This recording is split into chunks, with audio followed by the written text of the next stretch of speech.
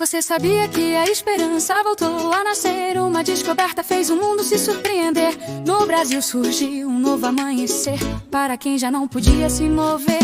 Uma doutora brasileira decidiu pesquisar, buscou na ciência um novo caminhar. Entre células tentou reorganizar caminhos que o corpo deixou de ativar.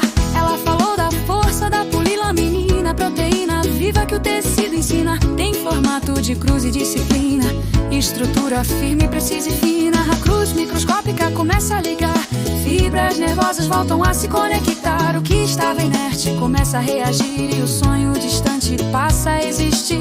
Tetraplégicos voltam a acreditar que o corpo pode se reorganizar, com estímulo certo a regenerar funções que pareciam não voltar.